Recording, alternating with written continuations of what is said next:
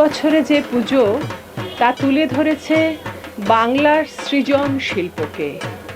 নানান আঙ্গিকের শিল্প নিয়ে এখন প্রস্তুত অশোকনগর সার্বজনীন দুর্গোৎসব।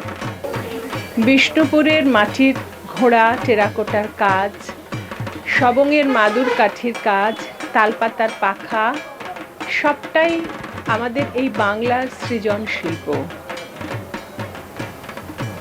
নানান ধরনের যে সৃষ্টি আমাদের গোটা বাংলার প্রান্তিক প্রান্তিক গ্রামগুলিতে, সেগুলি ফুটে উঠেছে অশোকনগর সার্বজনীন দুর্গোৎসবের এই পুজোর আয়োজনে। আমরা দেখতে পাচ্ছি প্যান্ডেলের মধ্যে বাংলা শিল্পীদের হাতের তৈরি যে ঢাকাই কাজ, ঢাকাই শাড়ি, তাও স্থান পেয়েছে। সৃজনী বাংলা তাই এই পুজোর থিম। কত সুন্দরভাবে মণ্ডপ সাজানো হয়েছে, আর সামনে আছেন বাংলার মুখ স্বামী বিবেকানন্দ। আসুন আমরা দেখে নিই অশোকনগর সার্বজনীন দুর্গোৎসবের এই মণ্ডপের অন্তঃসজ্জা, অন্তর্দৃশ্য কীরকম।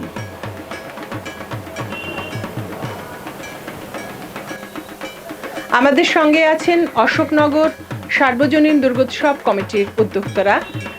আমরা তাদের কাছে একটু শুনতে চাইব এই পুজোর সর্বাঙ্গীন বিষয় নিয়ে। আমাদের এটা 30 বর্ষের পুজো, 30তম বর্ষ। আমাদের এবারে সৃজনী বাংলা এইভাবে আমাদের থিম। বাংলার যে সমস্ত সৃষ্টি, সভ্যতা, সংস্কৃতি, বিভিন্ন বিষয়ে যে ধারাবাহিকতা বজায় রেখে চলেছে, মহাপুরুষরা বহুজন পেয়েছেন এখানে, তাদের আদর্শ, তাদের যে ভাবধারা আমরা ফুটিয়ে তোলার চেষ্টা করেছি আমাদের এই প্যান্ডেলে। শুধু তাই নয়, শিল্প, কলা, বিভিন্ন যে গ্রামীণ শিল্প আছে সেগুলো আমরা এখানে তুলে ধরেছি, যাতে করে এখান থেকে যে আবেগ তৈরি হবে, সেই আবেগের মাধ্যমে মানুষ যাতে কৃত হয়, মানুষ যাতে আরও ভবিষ্যতের ভাবধারা ভবিষ্যতে আরও এগিয়ে যেতে পারে, তার জন্য আমরা চেষ্টা করেছি।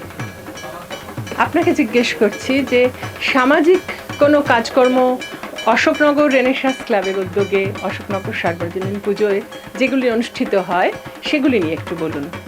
আমরা সাধারণত সমস্ত রকম সাংস্কৃতিক এবং সামাজিক কাজকর্ম সারা বছর ধরে আমরা করে থাকি, যার মধ্যে পুজো আচ্ছা তো আছেই, প্রথাগত যে সমস্ত মনীষীদের জন্মদিন বা স্বাধীনতা দিবস বা প্রজাতন্ত্র দিবস, এসবগুলো তো আছেই।